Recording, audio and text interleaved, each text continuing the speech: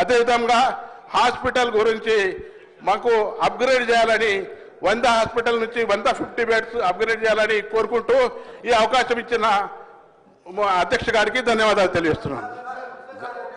గౌరవ సభ్యులు మందుల సామ్యాల్ గారు.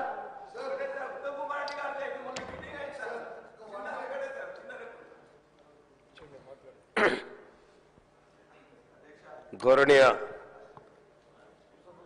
అధ్యక్షుల వారికి ధన్యవాదాలు. నాకు ఒక వ్యవహారం గుర్తొస్తుంది అధ్యక్ష. మా మాదిగోళ్లకు అడ్డుకులము సింధోళ్ళు ఉంటారు. మాదిగోళ్లకు అడ్డుకుల సింధోళ్ళు ఉంటారు. వాళ్ళ వృత్తి ఏంటంటే భాగవతులు ఆడతారు. వాళ్ళు భాగవతులు ఆడతారు. ఆ భాగవతులు ఆడే టైంలో వేసేగాళ్ళు తక్కువ ఉంటారు. అలా తక్కువ ఉంటే ఒక వేషం ఇడిచి ఇంకో వేషం కడతాం, ఇంకో వేషం ఇడిచి ఇంకో వేషం కడతాం. ఒక్కటి 3 వేషాలు కడతాడు. కనుక వీళ్ళు గత ప్రభుత్వం మంత్రులు ఎమ్మెల్యేలు రోజుకో వేషం వేసుకొని వస్తారు. మరి మీరు ఏం చేసిరో చెప్పాలి, ప్రజలకు ఏం చేసిరో చెప్పాలి. మంత్రులు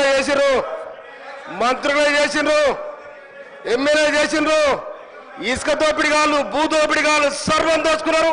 ఇవాళ వచ్చి వేసానేసి ఎంతమంది ఆటోలను మీ ఇళ్ళకి రానిచ్చారు, ఎంతమంది ఆటో కార్మికులు మీ ఇళ్ళకి రానిచ్చారు, ఎంతమంది రైతులు కాపాడారు. మీ ఇవాళ పచ్చగుడ్డ వేసుకొని మీరు ఇవాళ మీరు రైతేసి వేసుకొని అంత ఏదో నాటకాలు ఆడుతూ ఉన్నారు.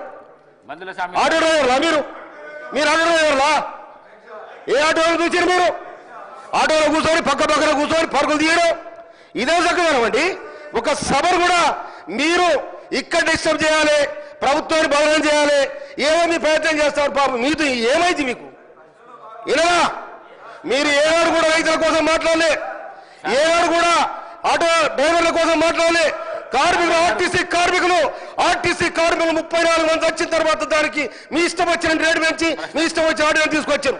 ఎవరండి మీరు కాపాడింది? ఇవాళ మొత్తం రోజుకో వేషం వేసుకొని మీరు ఒక డ్రామా చేస్తా ఉన్నారు. డ్రామాలు బంద్ కావాలి. అదేవిధంగా అధ్యక్ష, నీటిపారుదల శాఖ మాత్యులు ఉత్తమ్ కుమార్ రెడ్డి గారికి నేను ధన్యవాదాలు తెలియజేస్తా ఉన్నా. మా దగ్గర ఉన్న బురాయి గారి కాలువకు గత ప్రభుత్వం ఏం చేసిందో ఎక్కడ చేస్తాం బయటికి తొమ్మిది మీరు అవసరపడ్డారు. కానీ ఇలా రాష్ట్ర ప్రభుత్వం ఏర్పడిన తర్వాత, ఇందిరమ్మ రాజ్యంలో కాంగ్రెస్ పార్టీ ఏర్పడిన తర్వాత మేము మా ఉత్తమ్ కుమార్ రెడ్డి గారికి మా బురాయి గారి కాలం కోసం అప్పీల్ చేయడం జరిగింది. వారు 267 కోట్ల రూపాయలతోని 98 కిలోమీటర్లు పూర్తి చేయడానికి వారు బడ్జెట్ కేటాయించి టెండర్ పోయింది. వారు ధన్యవాదాలు. అదేవిధంగా కేతిరెడ్డి కాలువ 40-50 నుంచి 2 మండలాలు కలుస్తాయి. మధ్యరాల తుంగతుర్తి 2 మండలాలు కలుస్తాయి.